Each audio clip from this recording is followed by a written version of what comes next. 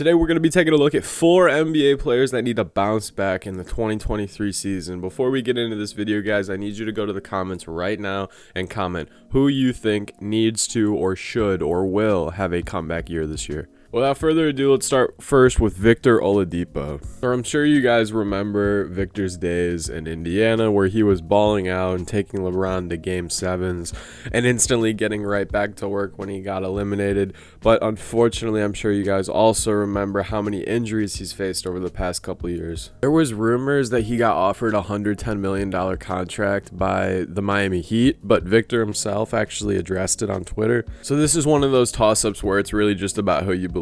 During the playoffs this last year, Victor had a couple games that definitely make your eyes pop, and you think, hey, maybe this guy is coming back a little bit to his old form. For starters, he had that 23-point game against Atlanta in the first round. In the second round, he had a 19-point game against Philadelphia. And then obviously the Eastern Conference Final against Boston, he had a 23-point game. And these games for the old Victor, they may not seem so crazy. They may not seem so wild.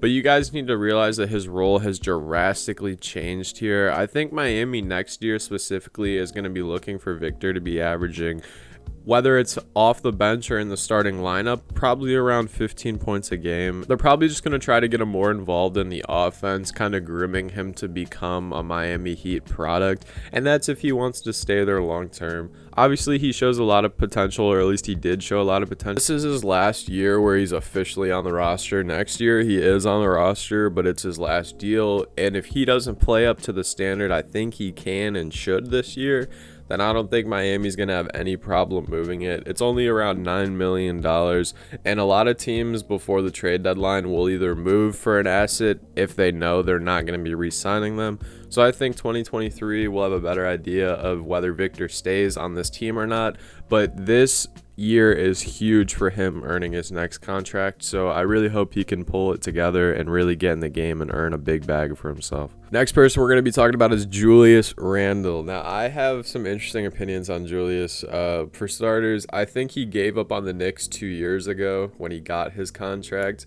A lot of guys you see play their heart and soul out in the last year of their deal when they're looking for that max contract. And I can't say I blame them. It's just that the New York Knicks, they seem like they're in the hot seat right now. If you guys watched my video talking about the Eastern Conference, you would know that I think the East is at its most competitive point right now, probably in the last 10 years. And it's definitely way too competitive for him not to give 100% every night.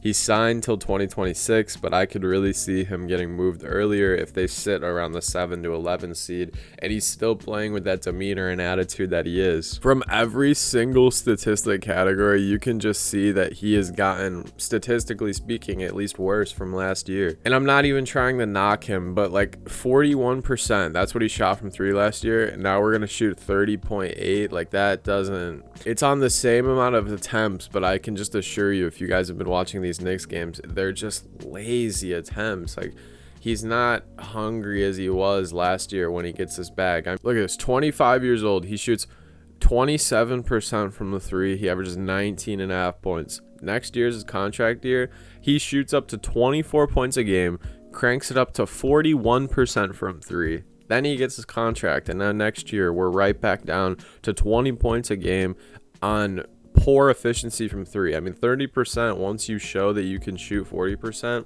that's not okay. So while Julius has a little bit more contract security than a player like Victor Oladipo, I really do think this is going to be one of his last years to come back and kind of make a statement as, hey, I'm a useful player in this league. I mean, it's very easy for him to turn into someone like Chandler Parsons, who just has a big contract and is continuously moved until said contract is over. If you're not going to contribute to winning basketball, teams will pick up on that quick, and they will not hesitate to move you. Third player we're going to be talking about that I think needs to bounce back, it's very important that he does, is Dennis Schroder. Obviously, we all know about the huge payday that he missed with LA, and then he went on to have that little stint with the Celtics, and then even the Rockets, both of which that didn't go very well.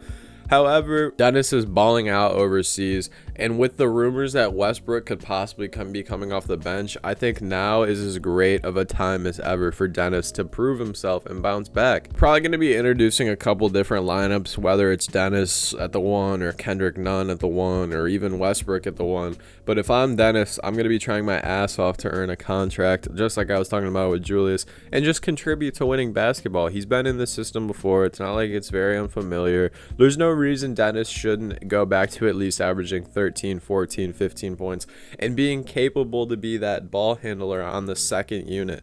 LeBron and Anthony and Russ and whoever else on that Lakers team should be able to handle most of the primary workload. That's if this year's product can actually work on like last year's. However, like I said, Dennis, he should have a 4th, 5th, 6th, 7th man role, and he should have no issues making himself comfortable in that lineup. The 4th and honestly probably most interesting player we're going to be talking about to me today is Kristaps Porzingis. And Kristaps is just so interesting to me because in his early career, he was so dominant. And I know that he had that ACL tear when he was in New York, but he is just drastically slowed down.